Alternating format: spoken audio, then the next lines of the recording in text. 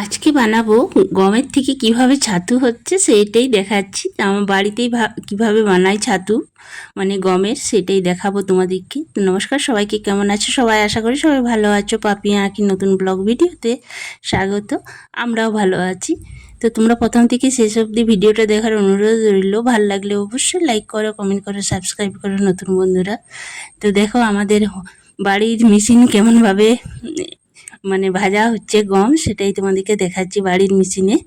এই দেখো এখানে বাটিয়ে যেটা আছে এখান থেকে কাঁচা গম নিচ্ছে, ওখানে ভাজা হচ্ছে, ভাজার পরে কুলোতে পরিষ্কার হচ্ছে, কুলোর পরিষ্কার পর এই ডালাতে নিয়ে আসা হচ্ছে। এই হচ্ছে আমাদের মানে বাড়ির মেশিনে কিভাবে গম ভাজা হয় সেইটাই দেখালাম। তো গমের সাথে শুধু গম দিলে তো ভালো লাগবে না ছাতুয়ে, তার জন্য চাল, এটা রেশনের চাল। দেখো কত পরিষ্কার রেশনের চালটা, খুব ভালো দিয়েছে। তো ওই রেশনের চাল আমি 2 কেজি নিয়েছি, গম 5 কেজি নিয়েছি। আর আমার শাশুড়ি মা চেয়ারে বসে বসেই ভেজে দিচ্ছেন, নিচে বসতে পারেন না সেই জন্য। তো এরপর চাল ভাজবে, গম ভাজা হয়ে গেছে, এখন মোটামুটি 8টা মতন বাজছে। তো গম ভাজা হয়ে গেছে আর এদিকে চাল ভাজা হচ্ছে। দেখো মুড়ির মতন, মুড়ির থেকে একটু ছোট হবে, মুড়ির চাল আলাদা হয়। তো সেই চালগুলো ভেজে তুলে দিচ্ছে, সেগুলো কুলোতে মানে রেখে অন্য পাত্রে পরিষ্কার করে রাখা হবে কুলো। তো এইভাবেই যত গরম পড়ছে তো এইভাবেই খাওয়া দাওয়া চলছে, মানে যত গরম তত খাওয়া দাওয়া। আর গ্রাম বাংলায় যে মানে খাওয়া দাওয়াটা হয় সেটা নিজেরাই তৈরি করে বেশিরভাগটা খাওয়া হয়, বেশিরভাগ সবাই করে, কিনেও খাওয়া হয়, কিন্তু বাড়িতে যতটুকু পারে করে করে খায়। তো আমরা বানাই। তো কিভাবে বানাচ্ছি দেখো। তারপরে ছোলা চলে এসেছি, চাল ভাজা হয়ে গেছে, মানে চাল অল্প আছে এখনও, আগে ছোলাগুলো ভেজে নেবে, তারপরে আবার চালগুলো ভেজে নেবে। তো এখানে 2.5 কেজি মতন ছোলা আছে, তো ওটা একসাথে মিক্স করবে। তো আর ধোয়ার টাইম নেই, তার জন্য একটু ভালো করে মুছে দেব, মুছে এটা মানে ভাজা হবে। আর এখানে কয়েকটা মানে কত আছে, এখানে 400 মতন বাদাম আছে, তো বাদামটাও ভাজা হবে। বাদামটা খাওয়ার জন্য, মিক্স করব না, হাতে খাওয়ার জন্য এরকম। আর কিছু মানে রান্নার রেসিপির জন্য বাদামটা ভেজে রেখে দেব। তো এই হচ্ছে মানে ছোলা আর গম আর চাল দিয়েই ছাতুটা হবে।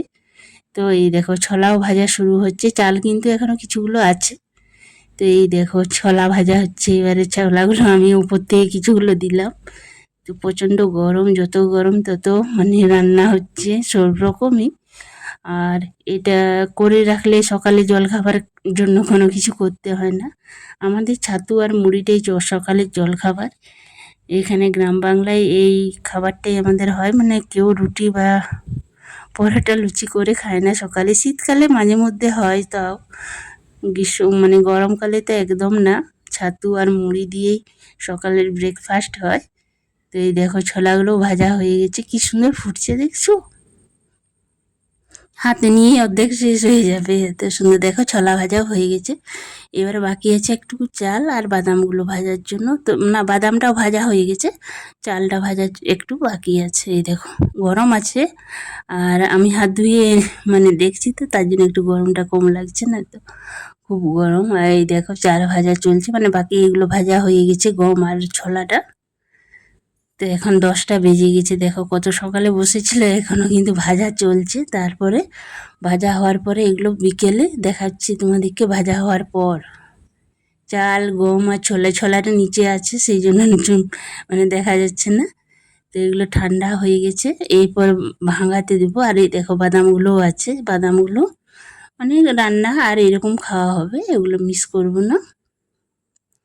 তো এই দিয়েই ছোলা মানে ছাতুটা হবে।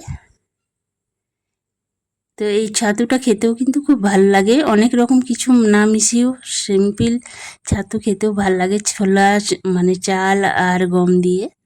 তো এই দেখো বস্তাতে ঢেলে দিয়েছি, এগুলো এবার ভাঙাতে যাবে মেশিনে।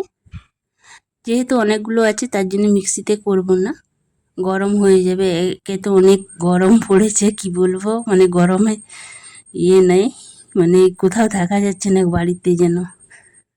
দুপুরটাই একটু ঠান্ডা থাকে নিচটা, তাও উপরটা তো একদম প্রচুর গরম। তো তারপর ভাঙানোর জন্য বস্তায় প্যাক করে দিয়েছিলাম, তারপরে ভাঙিয়ে নিয়ে এসেছে পরের দিন, মানে একদিন আগে দিতে হয়। তো তো আমি সকালবেলায় দেখাচ্ছি, পরের দিন সকালবেলা দেখো ছাতুটা কতটা মিহি ভেঙেছে আর কত সুন্দর হয়েছে। দেখো বুঝতেই পারা যাচ্ছে না গম, ছোলা আর চালের এই মিক্সটা। দেখো এক বস্তা আছে, মানে অনেকটাই আছে। একটা বালতি নিয়েছি, সাদা বালতি রেখেছি, আর এই একটা ছোট্ট হাঁড়িতে দেখছো কতটা হয়েছে। তো মানে অনেকটা বেশি করে নিলে কি হয়, অনেক দিন খাওয়া যায়, মানে অনেকটা নিশ্চিন্ত থাকা যায়। আর ওইখানে একটু গর্ত করে আমি বালতিতে হাতাটা রেখেছি, মানে যাতে নিতে সুবিধা হয় সেই জন্য। এই দেখো, তোমরা কে কি এরকম বাড়িতে কি ছাতু বানিয়ে খাও তো শেয়ার করো আমার মতন। তো কেমন লাগলো আমাদের ছাতু তৈরি করার প্রসেসিংটা, তো অবশ্যই একটা কমেন্ট করে জানাবে, লাইক করবে, নতুন বন্ধুরা অবশ্যই সাবস্ক্রাইব করবে। তো এবার আমার বড় ছেলেকে দেবো ছাতু খেতে। তো ছাতু একটু নিয়ে নিয়েছি বাটিতে, একটা বাটিতে পরিমাণ মতো নুন নিয়েছি। ও যেরকম খায় সেইটাই দেখাচ্ছি। নুন দিয়েছি, একটু লেবু দেব, আর একটু পেঁয়াজ কুচনো দেব। পেঁয়াজ কুচনো দিয়ে লেবু দিয়ে নুন দিয়ে জল দিয়ে মেখে দেব। তো সকালে এটাই মানে খাবার হচ্ছে। আমি মুড়ি খাই, আমি ছাতু খাই না।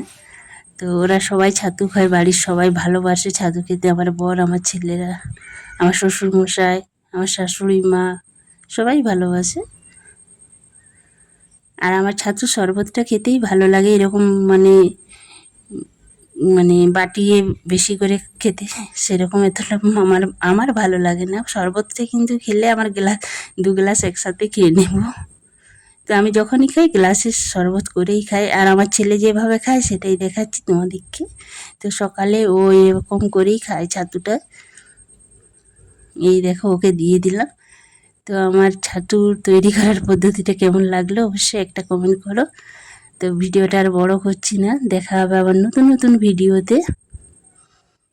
তো এই দেখো, সবাই ভালো থেকো, সুস্থ থেকো, আর আমার ভিডিও দেখতে থাকো। তো ওর দেখো ছাতুটা এখনও মাখা হয়নি, ছাতুটা মেখে নিচ্ছে ভালো করে। তো এইবার খাবে, এইভাবেই ও খায়। তো এই দেখো, তো ভিডিওটা এই পর্যন্ত, সবাই ভালো থেকো।